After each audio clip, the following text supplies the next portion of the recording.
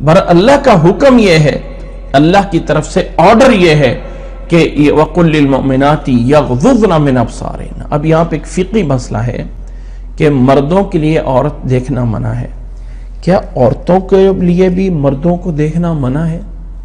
नबी सल्लल्लाहु अलैहि वसल्लम से एक हदीस पेश की जाती है, हज़रत उम्मे सलमा रज़ी अल्लाह तआला अन्हा से है कि वो नबी सल्लल्लाहु अलैहि वसल्लम के पास थीं।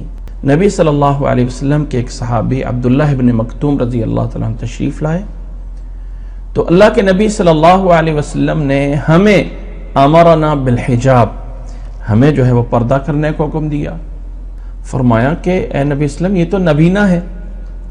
फरमाया कि तुम तो नबीनी नहीं हो ना, तुम तो नबीनी नहीं हो, इसलिए पर्दा करो।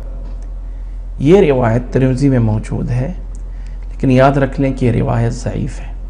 अल्लाह के नबी सल्लल्लाहु अलैहि वसल्लम से एक सही रिवायत मौजूद है, हज़रत आयशा रज़ी अल्लाह तआला अन्हा फरमाती हैं, ये बुखारी में मौजूद है रिवायत और मुस्लिम में मौजूद है कि मस्जिद नबवी में हबशी नेज़ाबाजी की प्रैक्टिस कर रहे थे और मैं नबी सल्लल्लाहु अलैहि वसल्लम के पीछे खड़ी होकर उनको देख रही थी और मेरा सर नबी सल्लल्लाहु अलैहि वसल्लम के कंधे पे था।